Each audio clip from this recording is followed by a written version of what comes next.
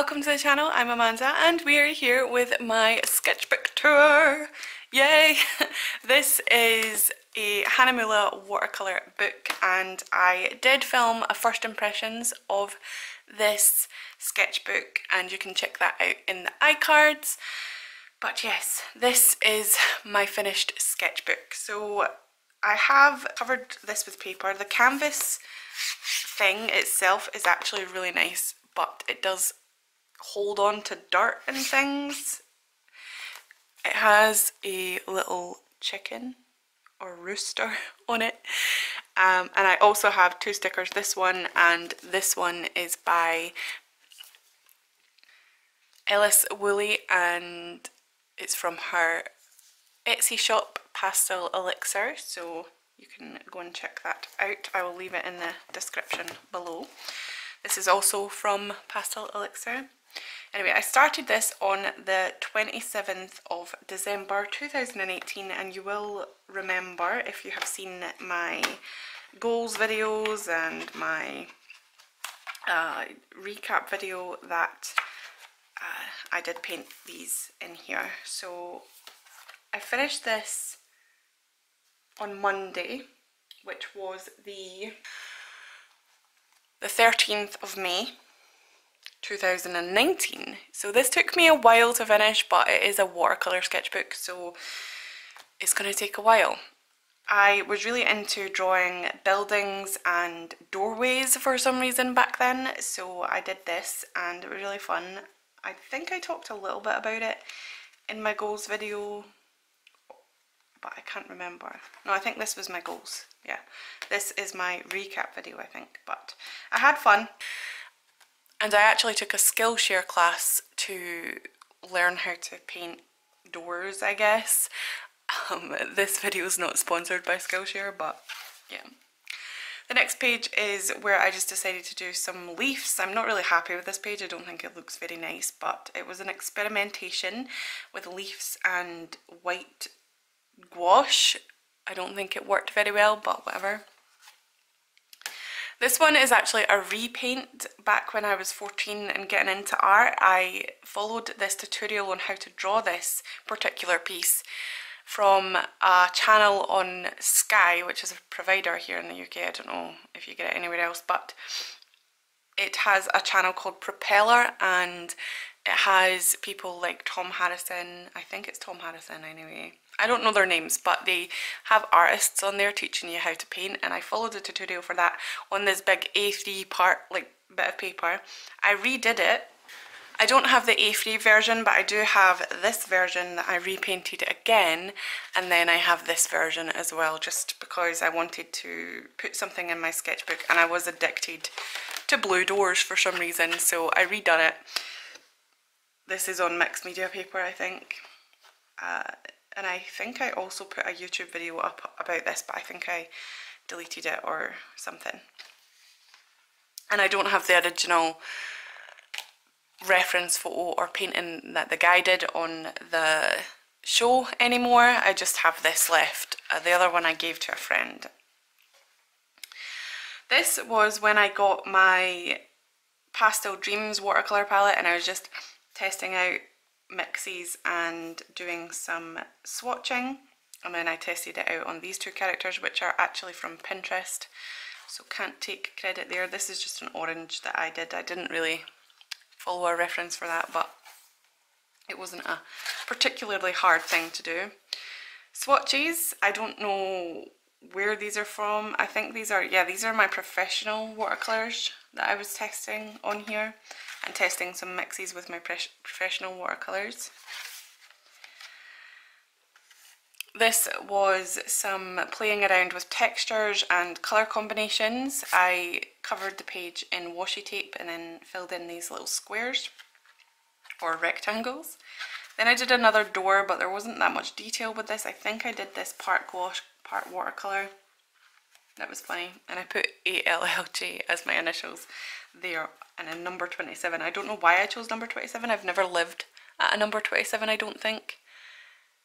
No, I haven't. So, yeah, weird. Anyway, This one was another video, I can't remember what video it was, but I did some kiwis, just playing around in the sketchbook, trying not to put too much detail into things, just making things fun and quick. This page is a mess. I was going to do plants, and again I took another Skillshare class on how to do leaves and stuff by Maya Peck, I think her name is. I will also link that in the description if I can remember. But yeah, I was going to do plants and I did these from reference, and then I just started playing around with my brush and learning how to use that. A lot of learning how to do that. This was done with the Aquafine De La Rune brush, so before I got my silver velvet. A lot of these, just playing around with different shapes of leaves and flowers. I was looking forward to spring. This was round about March time, I think, when I took a break from YouTube. So I filled up quite a lot of those in one day. And then I went back to fruits because I really do want to do some fruit prints, but I don't want them to look so ugly. Like this looks like it's been stamped from one of those foam stamps. It's not, I painted it, but it just, they don't turn out as well, and I think it's a lot to do with the paper. I can't layer as much on this. More swatches and testing. I think this is when I got my silver velvet brush and I was just doing a lot of tests. And I also got my Daniel Smith dot chart, and that's what I was doing with this.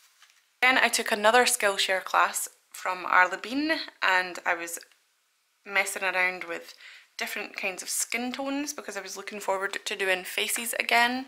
Don't really do that much. And hands, this was her hand Skillshare class. This is my hand, really bad. This is also my hand, and this is a reference picture. She was putting gold detailing in it, so I decided to do that too. It's reflective. And then more fruits, just messing around with fruits. This page is quite funny because I started doing these little biscuits because I wanted to do more biscuit type things, and I thought these biscuits would be cool. There's icing, and then there's a midget gem or a iced gem on top and a biscuit round about, but I couldn't get it the way that I wanted it to. I don't know if it was the paint that I was using or something, but it just wasn't working for me. So I decided to draw my comfort zone biscuit, which is a Jammy Dodger and a McVitie's original tea biscuit, and that was fun, I guess, to play around with that. I really like the way that this biscuit came out. Every time I do Jammy Dodgers, they come out differently, but I think this is the most accurate. Obviously it's not realistic, but it's the most accurate to what a Jammy Dodger would look like.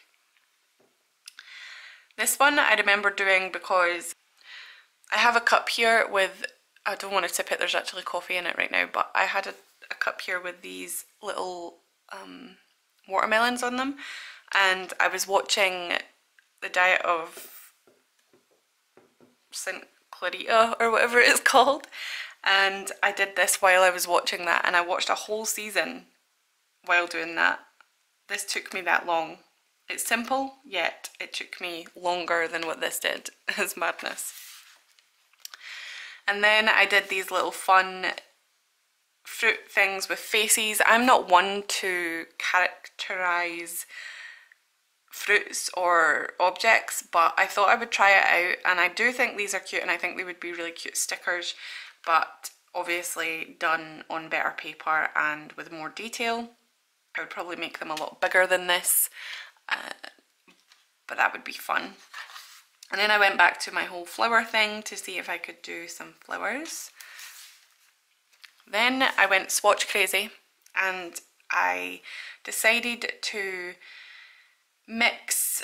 do a mixing chart basically. So I mixed lemon yellow and cad orange together, lemon yellow and Winsor yellow and cad orange, New Gamboge and cad orange, and so on and so forth until I'd been through the whole entire palette. just because if I want to find a certain colour I can go here, but it's not really handy in a sketchbook. I would have to do it on like a big piece of paper or something so that I could put it on my wall and make sure I could see it at all times. I did that with a chart the other day and I lost it. I'm not really good at charts, but charts are really handy. More swatches. And then I re-swatched the Pastel Dreams Prima watercolours again. I don't know why these two colours are in here. I think they could have had maybe a little bit more of a coral colour or peachy colour, maybe even another green, but yeah, I just think that these two colours muddy up the colours a little bit and don't really fit in with the palette. I don't know, but I did a little mixing chart but didn't really put down what I mixed with what, but I just went through the palette and mixed normally. So this colour is mixed with this colour and these colours are mixed, these two together, and then this is mixed with that and then that's mixed with that, you know, so it does coordinate, but I just, when I look at it I'm like, now I have to go all the way down to make sure I know what ones I'm mixing with. Donuts. Of course we couldn't get through a sketchbook without me doing some donuts, but these are gouache donuts and I had so much fun doing these. They do look a lot more illustrative than my watercolour donuts, but I enjoyed it and it was fun. I was doing it while Caden was watching Roblox, like people playing Roblox on YouTube. It's weird how you can remember what was happening in the background when you were painting things. But yeah, he was watching Roblox and we played Roblox after I did this piece. This one is a new thing that I tried. I actually done another Skillshare class. This video really should be sponsored by Skillshare, please. But yeah, I watched a video on how to lay out your sketchbook so that it's more appealing and use it as a sort of memory journal sort of thing.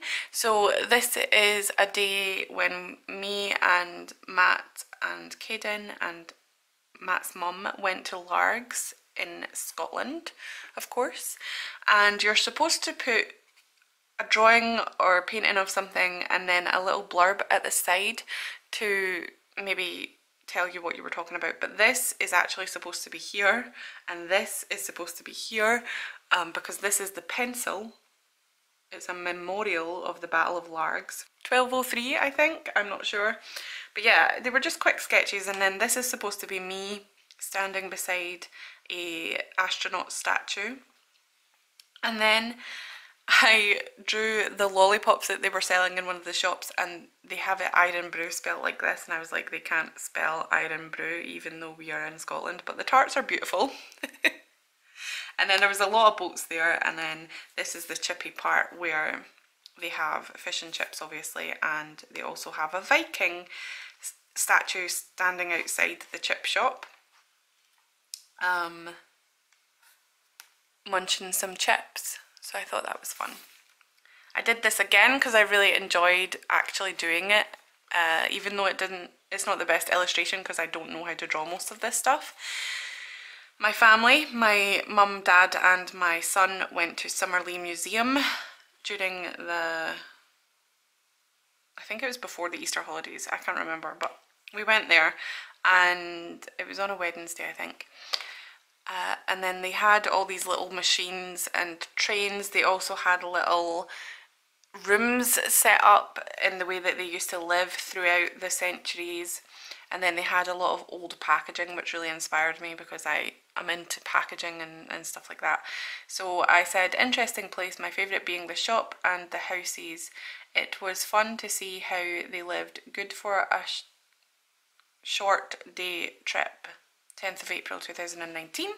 So yeah, it was fun to see all of the old stuff. They had a lot more stuff and I took a lot of pictures, but this was just the things that I remembered from the trip. They had all these little boxes, these ones in a shop, like a set up shop store thing that you could only look through the window, and then they had these ones in another house in a kitchen. This is where I was cleaning off my palette. I got this idea from Myra. She did a how to fill up your sketchbook video, I think. One of them, I can't remember what one it is. If I find it, I will put it in the description. But I cleaned off my palette and just put loads of little leaf shapes on there and built them up.